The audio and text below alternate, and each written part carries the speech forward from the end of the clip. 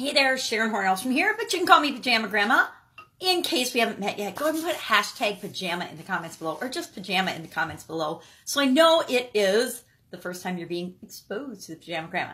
Stop, drop, and roll to supersize your business. What the heck does that mean? Well, when you're on fire, they always tell you, and why I thought of this morning, I have no idea. I guess I feel like there's certain things in my life that are going up in flames. But when you're on fire, they tell you what? Stop, drop, and roll. So you'll see in movies or, God forbid, in real life, somebody that catches on fire. And then they try to run. Your immediate instinct is to run away and to just kind of, I don't know, do people think that running is going to put the fire out? I don't know, but they always teach you stop, drop, and roll. So in our businesses and in our life, sometimes things are on fire. And by on fire, I mean things aren't getting us the results that we want. We're going down the wrong path, or we're beating our head against the wall with something, and we're just not getting the results we want. Well, a lot of times I have been guilty of, and you may as well, instead of stopping and evaluating and figuring out what the heck's going on and why a certain result isn't coming like I want it to or like you want it to, we keep running. We just run harder and harder, and we throw more energy and more effort at it, which only feeds the flames and makes what we're trying to do and trying to get that result even more elusive. So I'm asking today, how often do you, and how long does it take you to notice if you're going down the wrong road? Now, in big organizations and some of the big corporations I worked for, we always had something called key performance indicators, which are certain numbers of performance or results that we would look at actually every single day.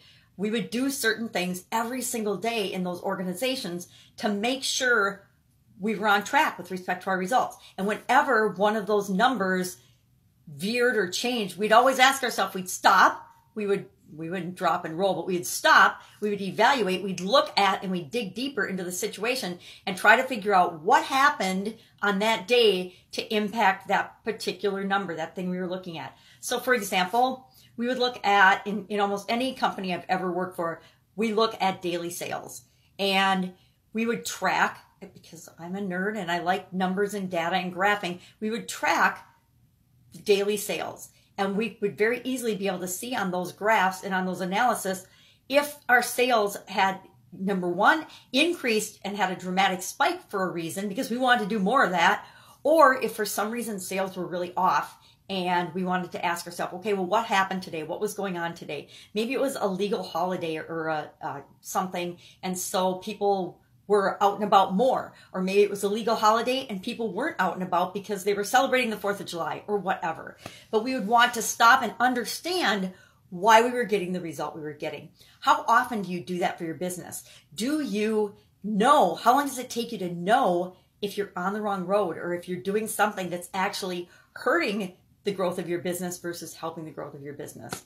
So I'm going to encourage you today to, number one, do you have key performance indicators? Do you look at your results? There's a lot of us small business owners, and I was guilty of this in the past.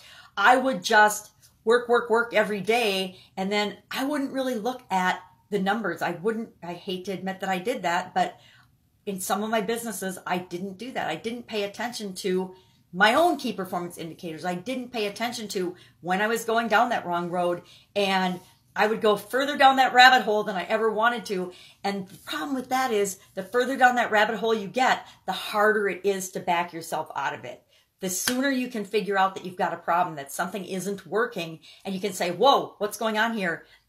And you can just look at it rationally from another perspective, the faster you'll find solutions that will get you the results that you want.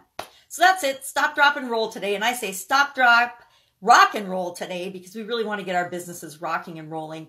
And find ways to trigger your decision making and noticing things sooner so that you're not going down that wrong rabbit hole. All right, I will, of course, catch you tomorrow.